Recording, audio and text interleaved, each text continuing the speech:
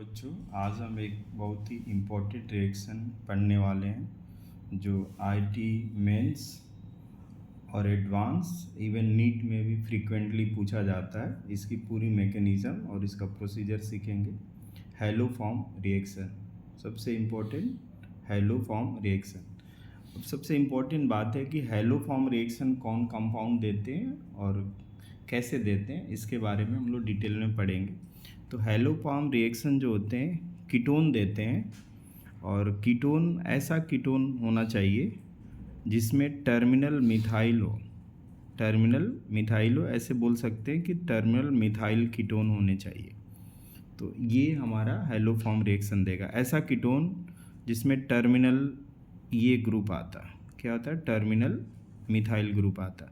अगर हमारे पास ऐसा कीटोन कोई आएगा जिसमें टर्मिनल मिथाइल नहीं होगा तो ये हैलो फॉर्म रिएक्शन नहीं देगा। Just like that ethyl ketone ऐसे आ गया, ये आइडो फॉर्म या हैलो फॉर्म रिएक्शन नहीं देगा। तो हमें हमेशा ध्यान रखेंगे, जैसे ये हमारे पास अगर ये ग्रुप आता है और यहाँ हम लिखते हैं COCH3, तो ये अपना टर्मिनल मिथाइल ग्रुप हो गया, ये हैलो फॉर्म रिएक्शन देगा। सेम ऐसे अगर बात करें, हमारे पास ये ग्रुप आता है और ये रहा अपना CO, और इधर हम दोनों तरफ बेंजीन रिंग लगा देते हैं, तो इसमें टर्मिनल मिथाइल ग्रुप नहीं है, तो आइडो फॉर्म रिएक्शन नहीं देगा। और हमारे पास कुछ एल्डिहाइड होते हैं बेटा, ये है CH3COOH एसिटल्डिहाइड, जिसके अंदर ये COCH3 ग्रुप होता है, ये देगा। मोस्टली ये रिएक्शन कीटोन देते हैं, बट सिर्फ एक एसिटल्डिहाइड है जो आइडो फॉर्म रिएक्शन देता है। वैसे अल्कोहल ये रिएक्शन नहीं देते, बट हमारे पास अगर CH3 CHOH और CH3 जिसके अंदर ये टर्मिनल ग्रुप होता है, इसके अंदर ये अपना आइडो फॉर्म रिएक्शन देगा। अगर हमारे पास ऐसा कोई अल्कोहल आता है जैसे ये टर्मिनल हो, तो ये हमारा आइडो फॉर्म रिएक्शन नहीं देगा। बट अगर हमारे पास इस तरह का कोई सेकेंडरी अल्कोहल होता है जो टर्मिनल पोजीशन पे, तो आइडो फॉर्म रिएक्शन देगा, ऐसा होता है। अब जैसे हमारे पास कुछ और अदर कंपाउंड है, जैसे कीटोन की बात करें, तो कीटोन में अगर हम ऐसे कीटोन लिखते हैं, एक इम्पोर्टेंट बात ये है कि ये CH3 इधर होगा, तो ये आइडो फॉर्म रिएक्शन देगा। तो इस तरह से हम पहचान लेंगे। और कुछ ऐसे ग्रुप जो हमें दिखते हैं कि आइडो फॉर्म रिएक्शन देंगे बट नहीं देते, जैसे acid and acid derivative, acid and acid derivative,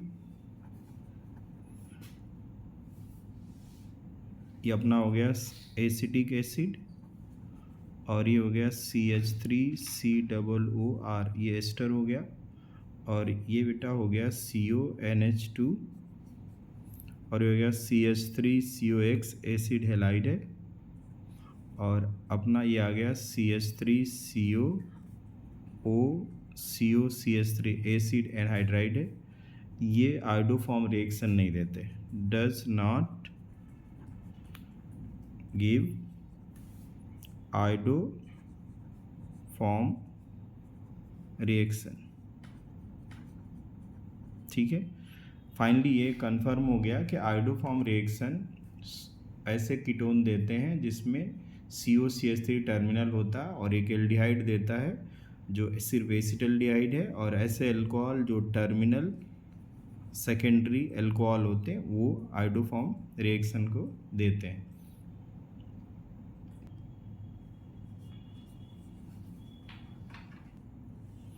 hello form reaction की बात करें तो एक जर्नल हमारा एग्जाम्पल हो जाएगा।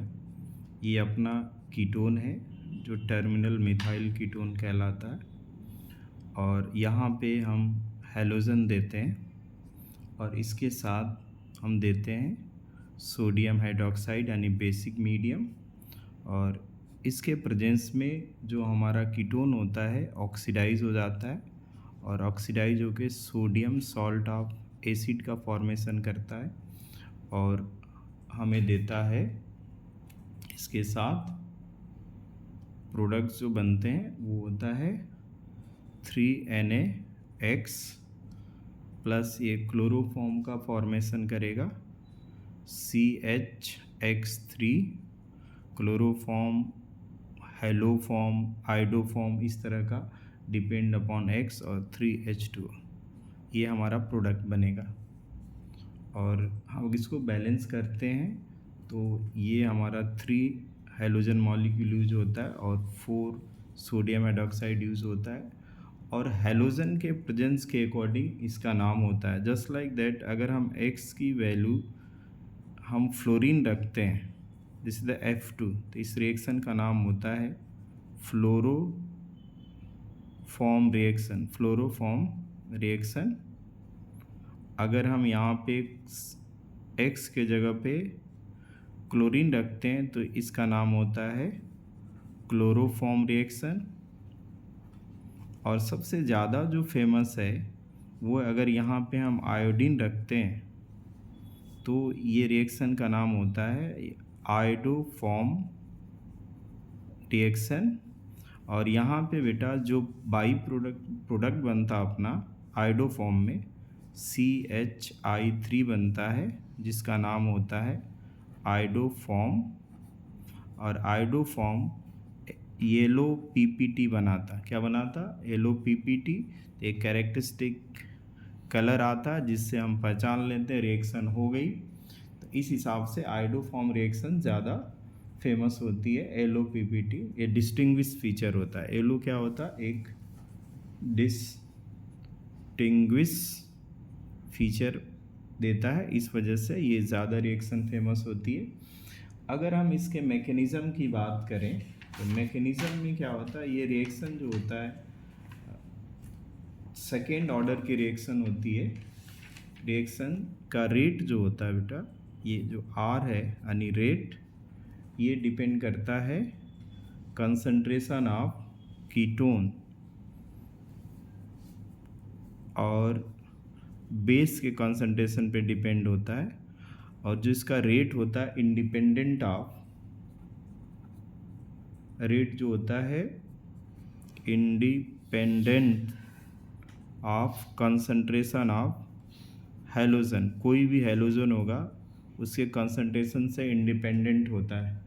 इसका मतलब ये हुआ कि अगर हम किसी भी मिथाइल कीटोन का हम आयोडोफॉर्म कराते हैं, ब्रोमोफॉर्म रिएक्शन कराते हैं या क्लोरोफॉर्म रिएक्शन कराते हैं, कोई भी रिएक्शन कराते हैं, जैसे ये हो गया I2 प्लस बेस और ये हो गया आपका Br2 प्लस, यहाँ बेस डालते हैं और ये क्लोरीन प्लस हम बेस डालते हैं और rate R1, R2 and R3 रखते हैं। तो जो आयोडोफॉर्म का रेट होगा वो कंसंट्रेशन ऑफ हेलोजन के इंडिपेंडेंट होता है, इसलिए rate R1 equal R2 equal R3 इसके बराबर होगा, इंडिपेंडेंट होगा किसके? कंसंट्रेशन ऑफ हेलोजन से, तो ये बराबर होगा। आगे बच्चे हम लोग सीखने वाले हैं मैकेनिज़्म ऑफ आयोडोफॉर्म रिएक्शन। हमें पता है कि इंटायर प्रोसीजर में जो मिथाइल होता है, मिथाइल कीटोन होता है, मिथाइल से हम हाइड्रोजन को हटाते हैं और आयोडीन को जोड़ते हैं। तो यहाँ पे प्रोसीजर होता है डीप्रोटोनेशन फॉलोड बाई आयोडोनेशन। क्या होता है? पूरा इंटायर प्रोसीजर में होता है deprotonation followed by iodination, deprotonation followed by iodination. तो ये प्रोसीजर को हम पूरा समझेंगे और हमारे पास रिएक्शन स्टार्ट होगी तो पता है हम स्ट्रॉन्ग एल्कली मीडियम लेते हैं। तो हमारे पास ये है अपना मॉलिक्यूल RCOCH3। हमें पता है इसके अंदर 3 हाइड्रोजन हैं। बेसिक मीडियम में बेटा होगा क्या? ये अपना 3 हाइड्रोजन है और हमें पता है कि ये रिएक्शन स्टार्ट होती है स्ट्रॉन्ग एल्कली के प्रेजेंस में, और ये अपना बेस है न्यूक्लियोफाइल। सबसे पहले होता क्या है कि ये जो अपना H+ है, ये इलेक्ट्रॉन इधर शिफ्ट होते हैं और ये जो OH है इसके ऊपर अटैक करता है और इसको रिमूव करके वाटर मॉलिक्यूल के फॉर्म में बाहर आ जाता है। ये हो गया अपना डीप्रोटेनेशन। यहाँ पे पहला काम क्या हो गया बेटा? डीप्रोटेनेशन हो गया। अब डीप्रोटेनेशन के बाद हमारा जो इंटरमीडिएट बना वो बना CH2 और यहाँ पे अपना 2 इलेक्ट्रॉन आ गए और ये कहलाता है इनोलेट आयन। और इनोलेट आयन जो होता है रिजोनेंस स्टेबलाइज होता है, रिजोनेंस स्टेबलाइज्ड हो जाता है। इसके बाद क्या होता है कि दूसरे स्टेप में आयोडोनेशन होता है। स्टेप 1 आयोडोनेशन हो गया और दूसरे स्टेप में क्या होगा कि प्रोटेनेशन के बाद होगा ये आयोडीन मॉलिक्यूल है। हमें पता है कि आयोडीन मॉलिक्यूल के अंदर 3 लोन पेयर एक आयोडीन एटम पे होते हैं और आयोडीन के अंदर वैकेंट d ऑर्बिटल होती है और यहाँ पे होगा आयोडोनेशन। और आयोडोनेशन होगा तो ये जो निगेटिव इलेक्ट्रॉन है डी को आयोडीन के d ऑर्बिटल में डोनेट कर दिए जाएंगे। अगर ऐसा होगा तो ये इलेक्ट्रॉन आयोडीन जो है इसके इलेक्ट्रॉन को इधर रिपेल करेगा और यहाँ पे जो हमने सोडियम आयन यूज़ किया था, सोडियम प्लस आयन, एक आयोडीन के आयोडाइड आयन को लेकर के Na- बाहर आ जाएगा और ये हमारा जो प्रोडक्ट बना ये बना अपना RCH2 और आयोडीन, एक आयोडीन इधर आ गया। अब सीक्वेंस में एक डीप्रोटेनेशन और आयोडोनेशन स्टेप 2 ये प्रक्रिया चलेगी जब तक सारे प्रोटॉन ना निकल जाएं।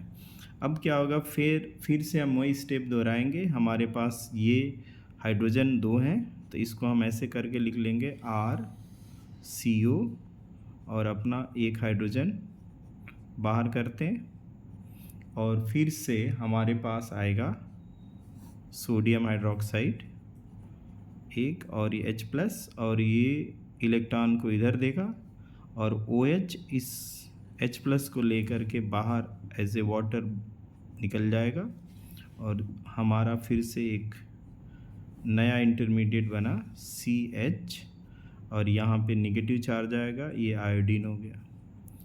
यहाँ पे आयोडीन आएगा तो हमारा नेक्स्ट आयोडीन यहाँ पे फिर से डीप्रोटेनेशन होगा। अपना स्टेप बनता है 3rd डीप्रोटेनेशन। क्या हो गया? डीप्रोटेनेशन।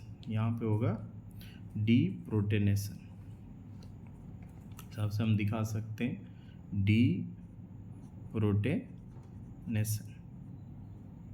हो गया। अब फिर यहाँ पे हमारा नेक्स्ट आयोडीन मॉलिक्यूल आएगा और यहाँ पे होगा दोबारा आयोडोनेशन। ये आयोडीन है, जैसे हमने नेक्स्ट यहाँ पे स्टेप देखा था, और ये इलेक्ट्रॉन इस आयोडीन के d ऑर्बिटल को डोनेट कर दिए जाएंगे और यहाँ पे अपना सोडियम आयन होगा।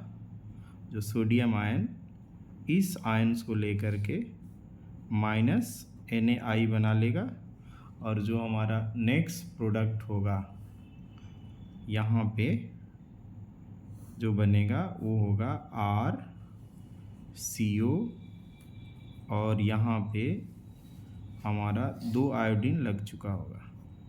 क्या होगा? 2 आयोडीन यहाँ पे लग जाएगा। ऐसे 2 आयोडीन लग गया। अब फिर से हम वही स्टेप दोहराएंगे। ये सोडियम हाइड्रोक्साइड है और ये अपने इलेक्ट्रॉन को इधर देगा और OH यहाँ से H+ को कैप्चर करके बाहर जाएगा और हमारा जो स्टेप आएगा RCO और इस कार्बन पे नेगेटिव चार्ज, 2 हाइड्रोजन हो गए। आयोडीन, क्योंकि आयोडीन तो पहले से लग चुका है तो ये बेटा आयोडीन होगा। और एक इधर आयोडीन आ गया, ये आयोडीन है। और हमारे पास फिर से एक आयोडीन मॉलिक्यूल आएगा, और हमें पता आयोडीन में 3 लोन पेयर होते हैं, और ये इलेक्ट्रॉन इसको डोनेट किया जाएगा। अगर डोनेट होगा तो फिर से ये बना अपना RCO, और ये आयोडीन ये आयोडीन हो गया। और यहाँ पे सोडियम प्लस जो रहेगा इस आयोडीन को लेकर के -NaI बना लेगा, और ये हमारा बना टेट्रा आयोडीन कीटोन बन गया। अब यहाँ हमारा फाइनल स्टेप में पहुँच जाएगा, और यहाँ पे हमारी रिएक्शन होगी न्यूक्लियोफिलिक सब्स्टिट्यूशन, एडिशन, एलिमिनेशन। और यहाँ पे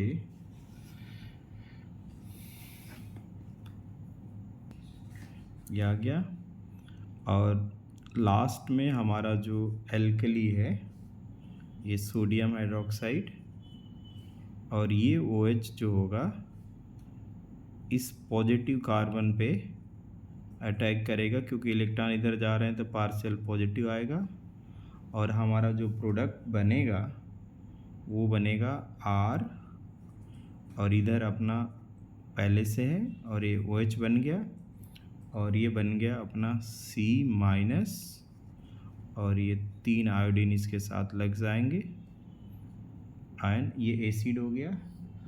अब क्या होगा कि हमें इससे PPT बनाना है, और ये जो H+ होगा ये शिफ्ट होकर के यहाँ चला जाएगा, और ये सोडियम आयन है इस पे आके लग जाएगा, और हमारा जो फाइनल प्रोडक्ट होगा वो होगा CHI3, और ये हमारा आयोडोफॉर्म यानी येलो PPT बनाएगा, और ये रहा अपना सोडियम सॉल्ट ऑफ एसिड।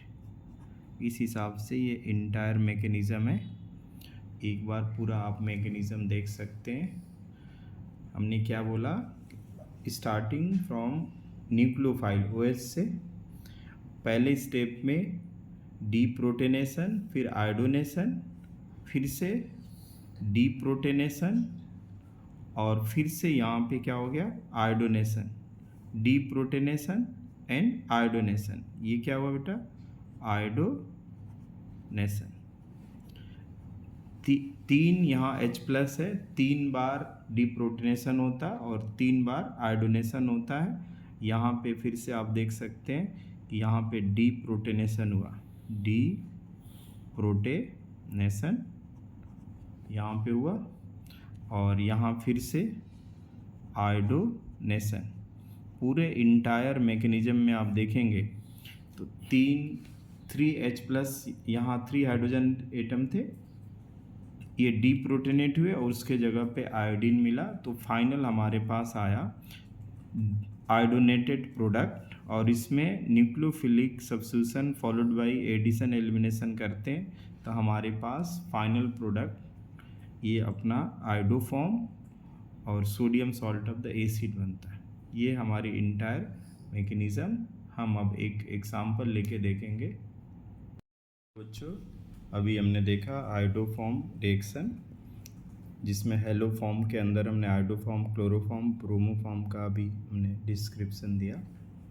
तो अभी हमारे पास एक JEE एडवांस 2018 में पेपर 1 में क्वेश्चन नंबर 5 ये क्वेश्चन आया हुआ था कि ये अपना एक रिएक्टेंट है जिसको ब्रोमिनेशन करते हैं, मतलब ब्रोमोफॉर्म रिएक्शन का रिएजेंट दिया है, हाइड्रोलिसिस करते हैं और सोडा लाइम प्रोसेस। जैसे कि हमें पता है कि ये भी मिथाइल कीटोन है, ये भी मिथाइल कीटोन है, ये भी मिथाइल कीटोन, 3 जगह मिथाइल कीटोन है, जो हेलोफॉर्म रिएक्शन का कैरेक्टरिस्टिक फीचर होता है कि हमें सिर्फ मिथाइल कीटोन पे हेलोफॉर्म रिएक्शन देता। अगर इसमें हम ब्रोमिनेशन करते हैं तो हेलोफॉर्म या ब्रोमोफॉर्म रिएक्शन से ये जो कंपाउंड बनेगा वो बनेगा सोडियम सॉल्ट ऑफ एसिड बनेगा। और अगर इधर की बात करेंगे तो ये बनेगा अपना सोडियम सॉल्ट ऑफ एसिड, और यहाँ भी बात करेंगे तो इधर भी बनेगा अपना सोडियम सॉल्ट ऑफ एसिड। तो एक तो ये प्रोडक्ट बन गया। दूसरा जो हमारा प्रोडक्ट बनेगा, 3 जगह से 3 मिथाइल ग्रुप, ये मिथाइल है, ये भी मिथाइल है, और अपना ये भी मिथाइल है।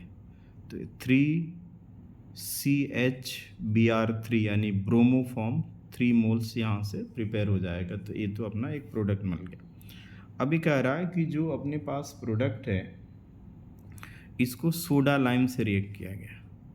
इसे सोडा लाइम, ये होता है कैल्शियम ऑक्साइड और सोडियम हाइड्रोक्साइड, और हीट करते हैं तो ये होता है डी कार्बोक्सिलेशन रिएक्शन। क्या होता है बेटा?